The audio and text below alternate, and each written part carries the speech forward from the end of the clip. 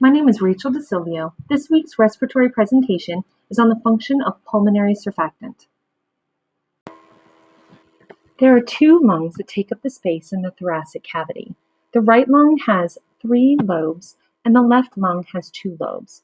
The bronchi airway divide into the left and right lungs and divide into even smaller branches called bronchioles. At the end of each bronchiole is the alveolar duct that connects to alveoli. Alveolus means little cavity in Latin. Alveoli are clusters of microscopic, about 0.008 inches, cup-shaped structures with thin walls. Each cluster of alveoli is called the alveolar sac. Structure of the alveoli is very important for its function. Each alveoli is surrounded by thin-walled capillaries. The thin walls of both the capillaries and the alveoli allow for diffusion of carbon dioxide and oxygen. The epithelium of the alveoli is made of 2 types of cells, type 1 and type 2 alveoli cells. Type 1 alveoli cells make up 90% of the surface of the alveoli and function in gas exchange. Type 2 alveoli cells produce surfactant and can turn into stem cells in case an injured alveoli needs new cells for repair. Lung compliance refers to how much work is needed to stretch the lungs. Elastic recoil refers to how easy it is for the lungs to rebound after they stretched. Water molecules bond to one another with hydrogen bond in a property called cohesion. This creates a thin film that lines each alveolus. Having this liquid layer surround the alveoli resists any force that increases its surface area, so the alveolus does not expand because water does not pull apart. The greater the alveolar surface tension is, the less compliant the lungs are. The liquid surface area tends to shrink as small as possible because the surface water molecules try to get as close together as possible, so it reduces alveolar size. Pulmonary surfactant is a complex mixture of about 90% lipids and 10% proteins, secreted by type 2 alveolar cells. There's both a hydrophilic region, head portion in the water, and a hydrophobic region, tail portion facing toward the air. The major component is dipalmitoyl phosphatidylcholine, DPPC. It decreases surface tension and contributes to lung stability. If alveoli in the lungs were lined with water only, then lungs would collapse. The term surfactant comes from the phrase surface active agent. The adhesive force between water and surfactant molecules is low, so hydrogen bonding is decreased. There are 2 benefits to the pulmonary surfactant lowering the surface tension. The first benefit is that it increases pulmonary compliance, reducing the work of inflating the lungs. The second benefit is the surfactant reduces the lungs' tendency to recoil so they don't collapse. Alveoli increases the surface area to exchange the carbon dioxide and oxygen, but there's a problem with maintaining the stability. The surface tension of alveoli generates pressure that is directed inward. According to the law of Laplace, the magnitude of inward pressure is directly proportional to the surface tension and inversely proportional to the radius of the alveoli. P equals 2T over R. So what does that mean? The smaller the alveolus, the smaller its radius, and greater its tendency to collapse at a given surface tension because it will have higher inward pressure. Surfactant decreases the surface tension of small alveoli more than that of large alveoli because surfactant molecules are crowded closer together in smaller alveoli, and the surfactant molecules would be spread out in larger alveoli. So the surfactant levels out the effects of surface tension on the small and large alveoli, making the collapsing pressure of small alveoli comparable to larger alveoli, stabilizing the sizes of the alveoli, allowing for gas exchange. Another function of pulmonary surfactant is defense for the lung, as it is very vulnerable to everything humans breathe in from the air, 11,000 liters per day, such as outside pathogens, and it has direct access to the blood.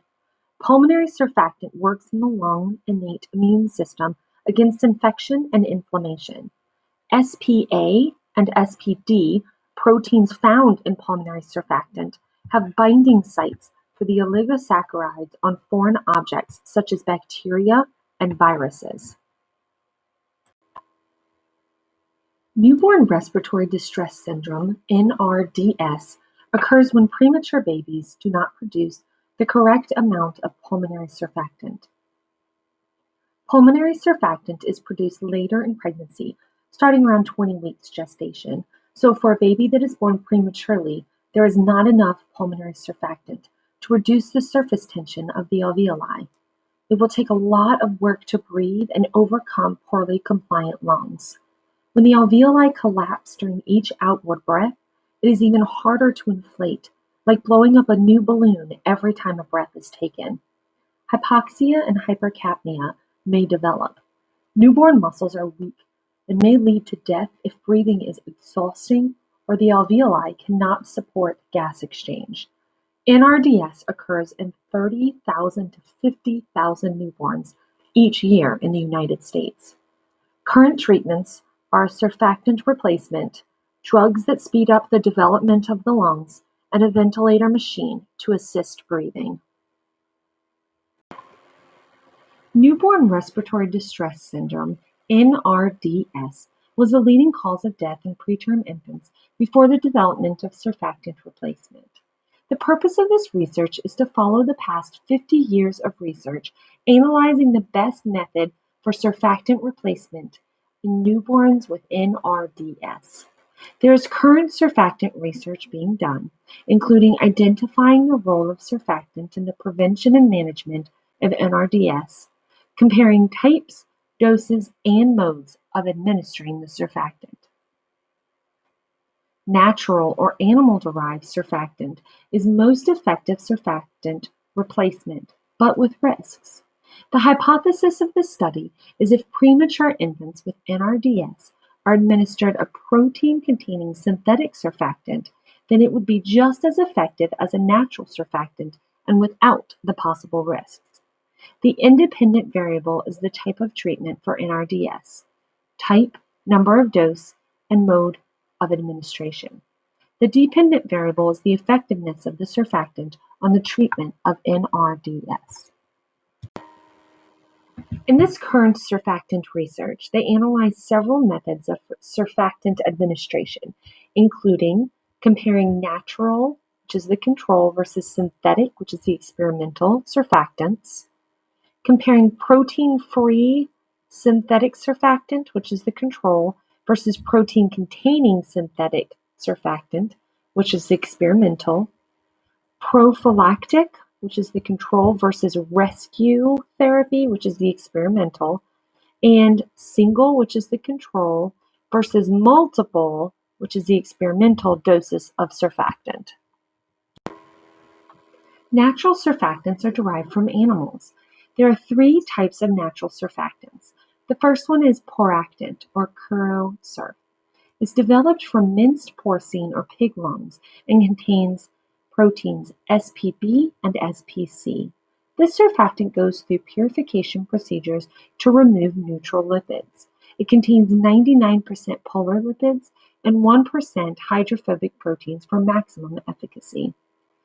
The second one is boractant, or Survanta, derived from minced bovine lung extract with added DPPC, palmitic acid, trimolmetin, and proteins SPB and SPC, allowing it to be similar to human surfactant. The third one is calfactant, or Infasurf. It is extracted from cows by a bronchoalveolar lavage or washing with DPPC, proteins SPB and SPC. Calfactant has a higher phospholipid content and SPB concentration, which is supposed to improve surfactant effects. Now, the negative risks of animal-derived surfactants are the lack of cost-effectiveness, inconsistent effectiveness, the risk of possible anaphylactic shock, and an increased risk of contamination. Recently, there was a new development of protein-containing synthetic surfactant. Before this development, synthetic surfactants such as sulfosyryl palmitate, Exosurf, did not contain protein. They were made of only phospholipids and were not as effective as natural surfactant. Protein-containing synthetic surfactant, such as leucinactant or surfactant, has shown great results. There are two disadvantages to using synthetic surfactants to replace the real thing. It requires precise competition for the artificial surfactant to work properly. And also, the synthetic version is structurally unstable because it is made through the combination of highly hydrophobic nature and amino acid residue. The type of administration techniques were also analyzed over multiple studies over multiple years. Nasal continuous positive airway pressure, or NCPAP, is the application of positive pressure to the infant's airways and can be an effective therapy for NRDS. The goal of NCPAP is to establish and maintain lung volume. NCPAP is often combined with other treatments. Results show that NCPAP reduced the need for intubation. Prophylactic versus rescue therapy. Prophylactic refers to therapy that is used as prevention, so the surfactant was administered the first 2 hours of life. Rescue therapy refers to administering surfactant with mechanical ventilation only in confirmed cases of NRDS. Single versus multiple doses. Multiple doses means up to 3 additional doses of the surfactant. And the INSURE method stands for intubation, surfactant, and extubation. This technique is going through trials and it is administered to all preterm infants. It is early administration of surfactant via endotracheal instillation, mechanical ventilation, and then extubation, which is taking out the tube. So far, results have shown that there is a significant reduction in the need for oxygen therapy and ventilation once using the INSURE method. The disadvantage to the INSURE method is the exposure to what might possibly be unneeded intubation, as 54% of the preterm infants did not require surfactant replacement. Because of the complication with intubation, researchers have sought a non-invasive method of surfactant administration, so they created an aerosolized form called AeroSurf. This allows the infant to breathe in an aerosolized protein containing synthetic surfactant, such as leucinactant, through a nebulizer. The issue they are facing with this new method is the low oxygen concentration, as not all the surfactant will reach the alveoli with this device. The next step would be to create a new synthetic surfactant to assist with this complication. Here is a summary of the results and conclusions from these studies. Natural surfactant worked better than protein-free synthetic surfactant in regard to risk of pneumothorax, mortality, and the need for ventilator support. Protein-containing synthetic surfactants, such as leucinactant, were more effective at lowering mortality rates compared to natural surfactants, such as poractant. When comparing different natural surfactants, poractant and calfactant were more effective than boractant at reducing pneumothorax, reducing ventilator duration, and the need for supplemental oxygen. When comparing single dose versus multiple doses, administration of multiple doses was found to be more effective, and the results were statistically significant in regard to improvement in oxygenation and a reduction in ventilator support. When comparing prophylactic versus rescue therapy, patients giving surfactant early were shown to have a decreased risk of pneumothorax, emphysema, and mortality.